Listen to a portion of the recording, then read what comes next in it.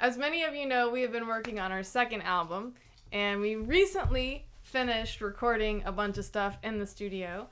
And so I wanted to talk a little bit about that, and I cajoled Zach into joining me to talk about the process of this whole thing from start to finish, from recording at home to recording in the studio, and how different this has been from the way we did everything last time. So last time, we recorded everything in the studio, and we did it in like 3 days, and it was long days, and we did everything pretty much piecemeal. We would record a scratch track and then do parts. We didn't really record much of anything live, right? I don't remember doing anything. Ember and Rebel. So we did like 2 songs where we recorded things live. And this time it has been really different because we've been recording at home, and we did a portion of the album from home, and we'll still be doing some other things here in our little home studio. But with this mic right here, this KSM32 right here has recorded the vast majority of everything that we've done from home. I mean, from guitars, banjos, vocals, a little bit of melodica, harmonica, all that stuff with one mic. I'm pretty pleased with that. Exactly. So if you're looking for a mic that does it all, this one. Not sponsored. When we were conceptualizing what this album would be and how we would record it and what it would be like, Zach had the idea to do sort of a 2-sided thing, you know, like a side A and a side B. Whenever we want to market ourselves to venues and try to find new gigs to play and things like that, we generally play as a duo most of the time, right? So we wanted to have something on our album that sounded like what she and I sound like as a duo. So fairly stripped down, 2 rhythm instruments, a little bit of lead, our 2 vocals, nothing else. So basically just what we can do live for the most part.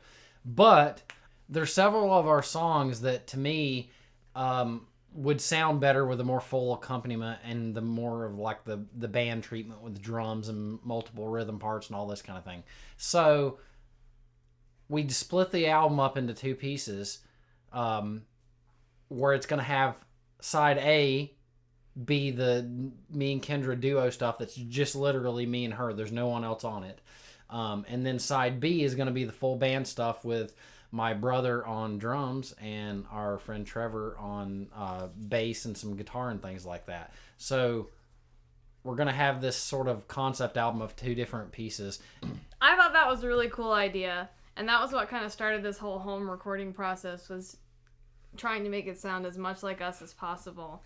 And what's been cool about doing things at home is that it gives you time to rethink things and kind of play with things a little bit, whereas when we were in the studio, because we were on such a limited time budget, we didn't have time to dabble and try a whole lot.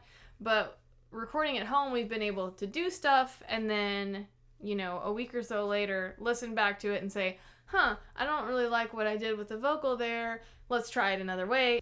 And so it's allowed us a little bit more creative freedom than we had with the first album, which I think is going to be interesting once we get all the mixes back. We've gotten a few of them back, and it's sounding good.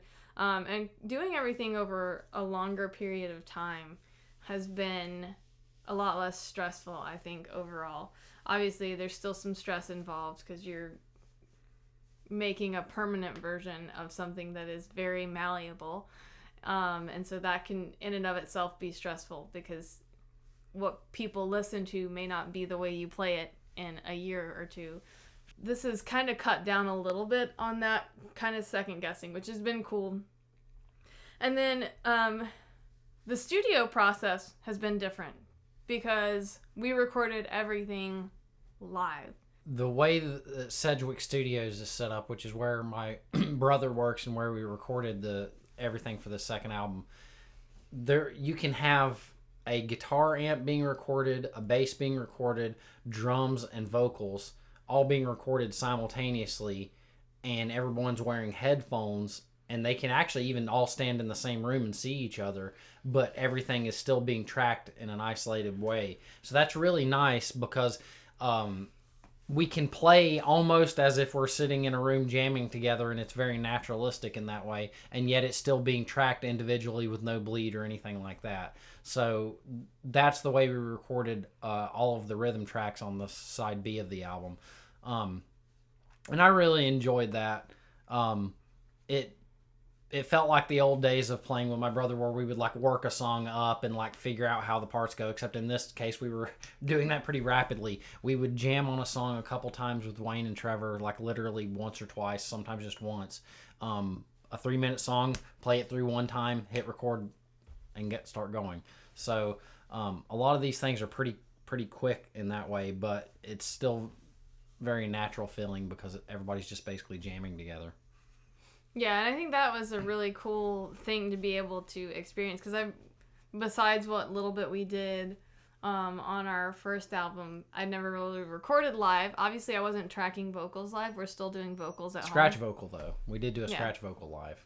So that was a totally different experience for me, because I've played with Wayne and I've played with Trevor, but I had never played with both of them at the same time, and I had definitely never recorded with them all together. And so that was different and intimidating in some ways, but really exhilarating in others. And it's always really fun to go back to Sedgwick, because I used to intern there, and I spent a lot of hours in that building, and I know all of its little quirks, and it kind of feels like, in a weird way, a second home. It's very familiar, it's very comfortable, and I think that's one thing that's really important if you're looking to record in a studio, is to find a place that you're comfortable in, because recording is such an intimidating process that going into a space that feels intimidating only adds to that. Well, and one thing that was nice about the live recording, when I first started doing more professional type recordings a few years ago, playing to a click was really hard. Sometimes even playing to a click track at home can be pretty tough.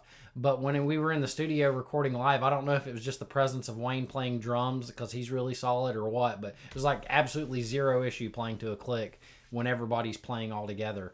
So I don't know how to explain that, but for me it was just way easier in the band format to keep solid with that click than it would have been if I were just playing an acoustic guitar to a click at home. Yeah, I had that same experience, and I do think it is because instead of just depending on myself and what I'm hearing, I was able to place my trust in Wayne, because I knew he was on it.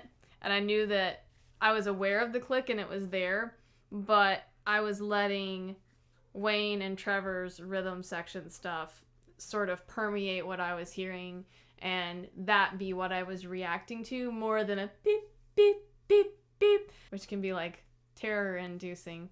And having them layered over top of that gave me a greater sense of confidence, and I think that's why I wasn't as scared to record as I normally am. Well, another thing, for me anyway, I almost never write a song in the sense of it being like an isolated guitar and vocal piece. I never write that way. Whenever I write a song, I'm always thinking of the compositional elements that a band will bring to it, whether it's a lead or drums or harmony vocals or whatever. And so when I'm recording with some of those things there present in the room, they're filling in spaces that I have in my head for the song. So much more full in a way, and actually encompasses how I intended the song to sound in the first place. So it's like I'm not missing anything. Yeah, and when you hear what somebody else brings to it, a lot of times it's better than what you could have ever imagined it would be, and I definitely had that experience in the studio. So it was really fun. We got to do some really neat things that we don't normally get to do live. For example, we got to record a really fun clap section on a song, which is hard to do when there's just two of you and you don't have the luxury of putting your instruments down and doing that. When we went to do the clap section, it was like beaming smiles the whole time and just like having the time of her life. So it's true. Just get her to do claps. That's all you need. So listen for that on the album. It's going to be really fun. So we wanted to give you guys a little update on where we are with things, and we don't have an official release date, but be on the lookout. Please subscribe because we have some cool things coming, and we'll be posting some updates on social media about the album and when and where it'll be coming out and where you can get it and things like that. It's coming out eventually, right? Something like that. So stay tuned. Hit subscribe, hit the bell if you haven't already. Share this video if you enjoyed it. And yeah, we'll see you next time.